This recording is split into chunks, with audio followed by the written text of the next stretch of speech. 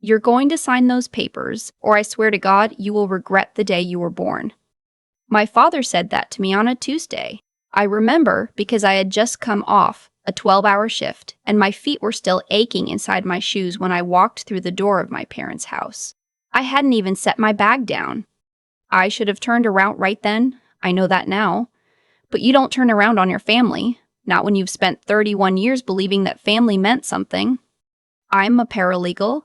I've spent 6 years working at a mid-sized firm in Charlotte that handles estate law, among other things. I know what a will looks like. I know what a forged signature looks like. I didn't know what it means when someone asks you to sign a quitclaim deed before the body of a loved one is even cold. My grandfather died on a Friday in March. He was 82, and he went the way he always said he wanted to. In his own bed, in the house he'd built with his own hands outside of Concord. He left behind a paid-off property worth close to $400,000, a modest investment account, and a will that he had updated 8 months before his death. I found out about the will the same way I found out about most things in my family, late and by accident. My younger brother called me the Sunday after the funeral, while I was still in the parking lot of the grocery store with a cart full of food I hadn't paid for yet. He said, "Did you know Grandpa left the house to you?" I thought he was wrong. I thought there had been a mistake. My grandfather loved all of us. He wouldn't have done something like that, something that would split the family down the middle. But my brother had seen the document. He said he'd watched my uncle print it at the house the night before and then shove it into a folder when he heard footsteps on the stairs.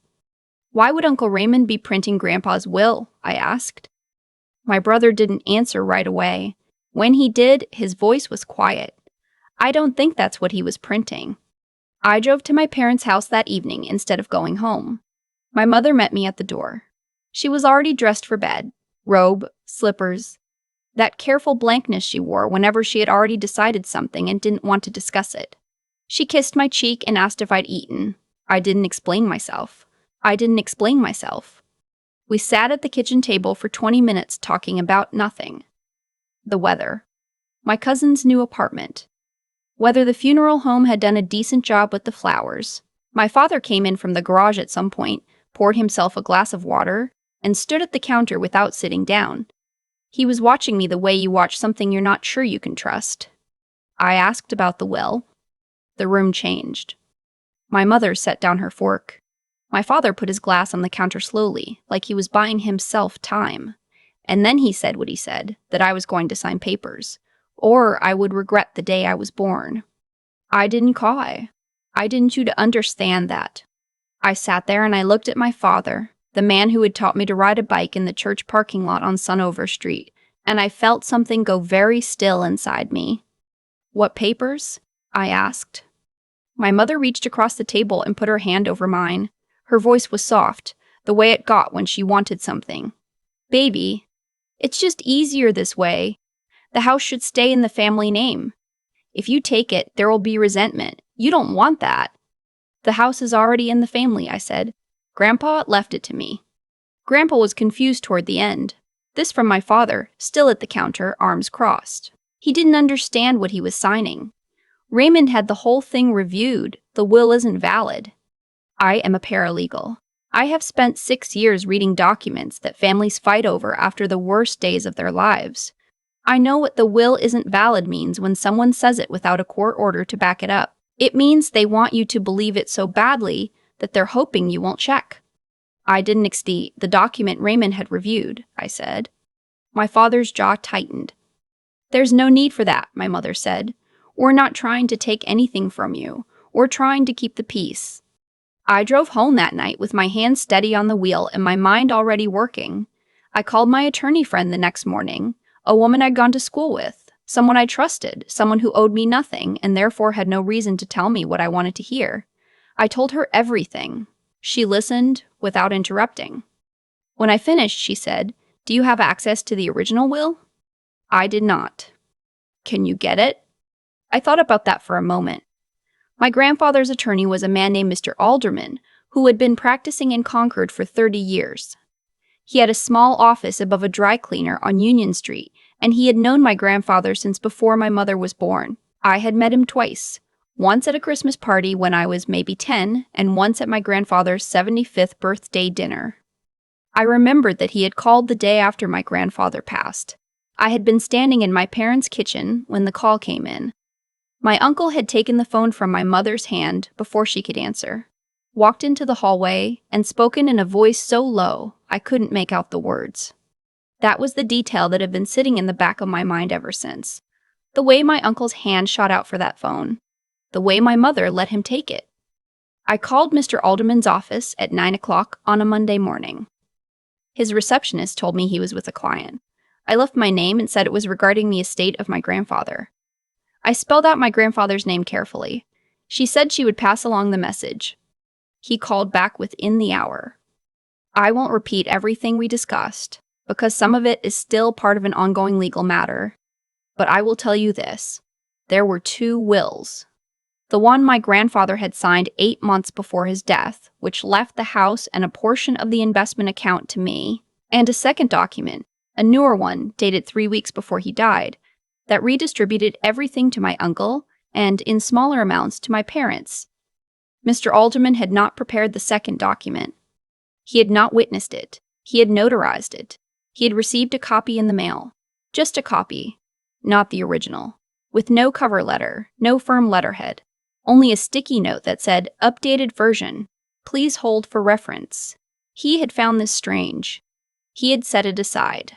He had intended to look into it after the funeral arrangements settled down. "I'm glad you called," he told me. "I was going to call your parents this week, but I think perhaps this conversation needed to happen first." I sat in my car in the parking garage of my office building for a long time after I hung up the phone. My lunch was on the seat next to me, untouched. I was thinking about my grandfather's hands, how they shook in the last 2 years of his life, how he had complained about it, how he had switched to a weighted pen because the regular ones felt like nothing in his grip.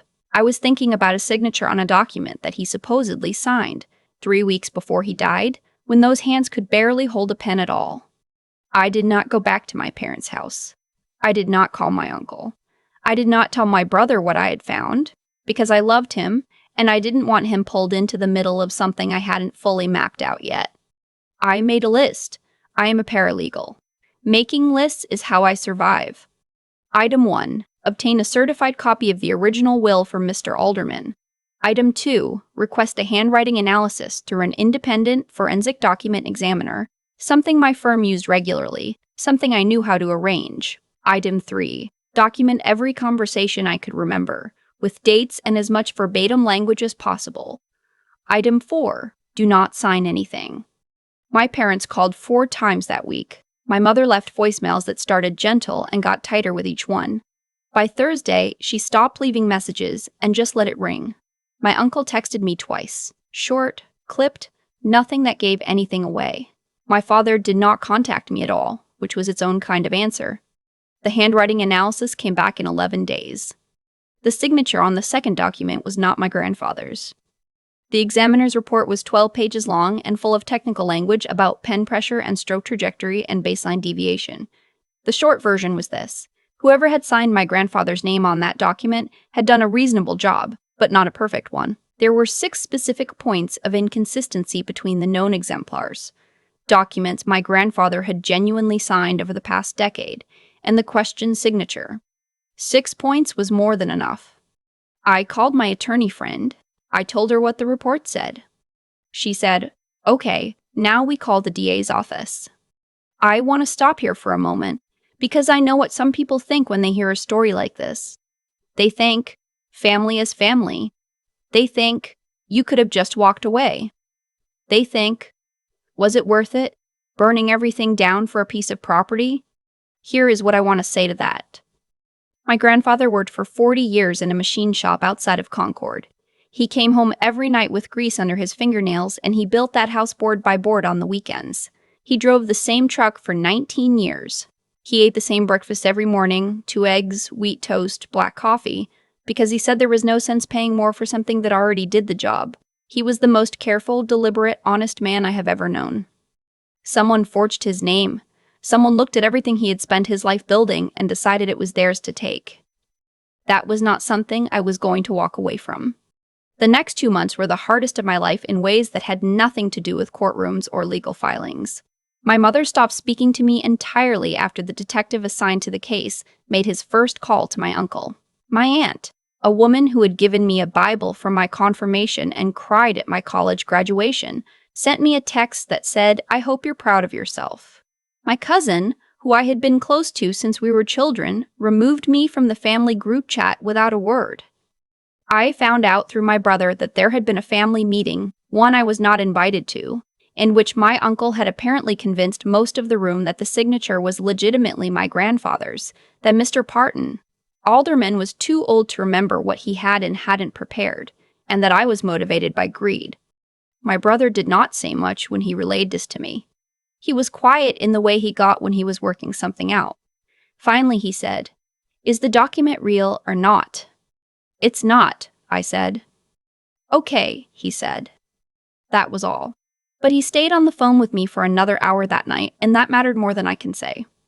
The case moved slowly, the way these things do. There were interviews and subpoenas and a lot of waiting. My uncle retained a private attorney.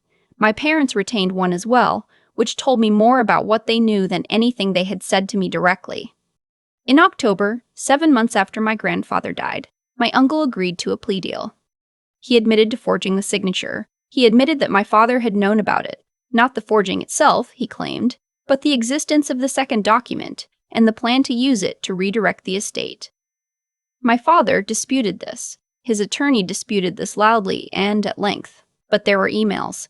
There are always emails. People forget that there are always emails. My father was not charged. The prosecutor determined there wasn't sufficient evidence to establish that he had known about the forgery specifically, as opposed to simply knowing that the document existed and choosing not to ask questions. The distinction felt razor thin to me. It still does. But I am a paralegal, not a prosecutor. And I understand that the law is not always the same thing as justice.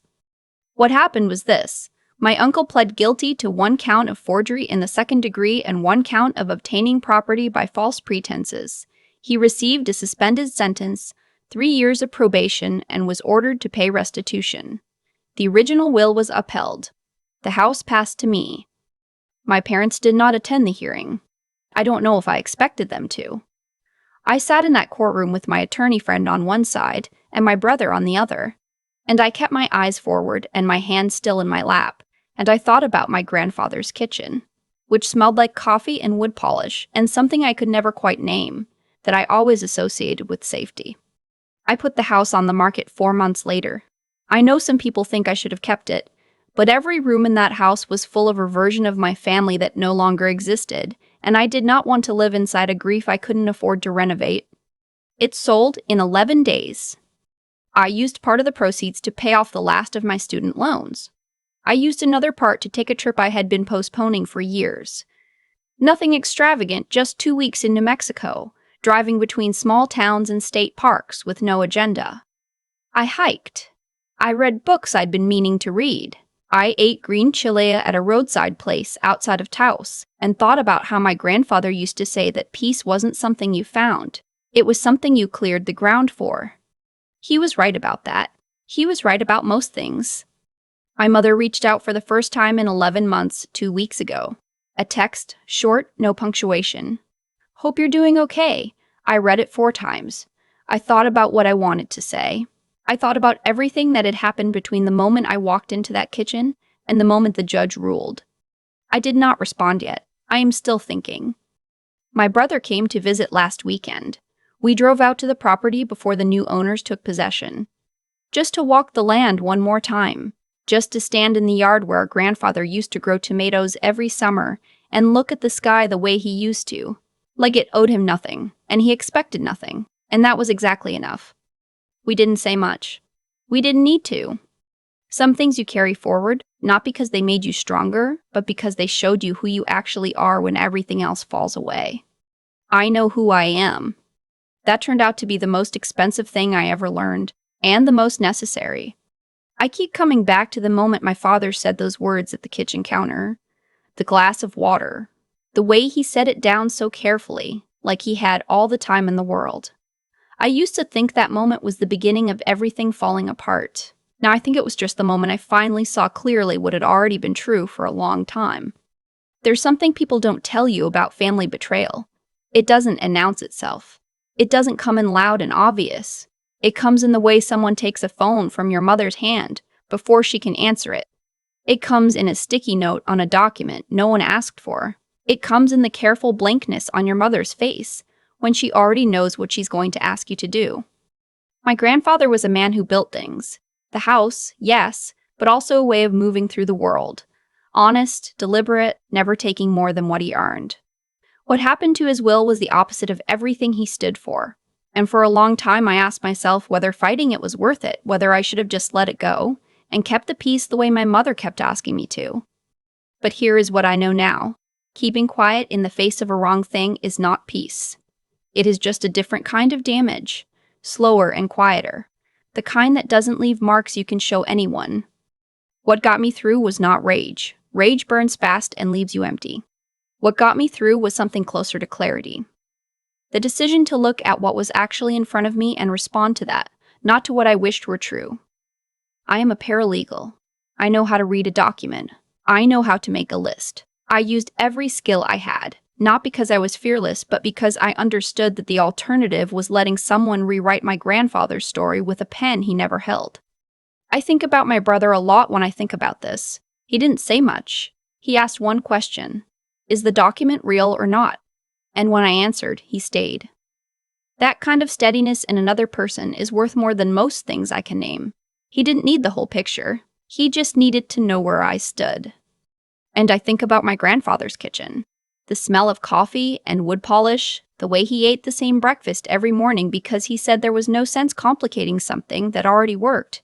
He was not a complicated man. He knew what was his. He knew what he'd earned. He wrote it down clearly, and he signed his name to it, and someone decided that wasn't enough.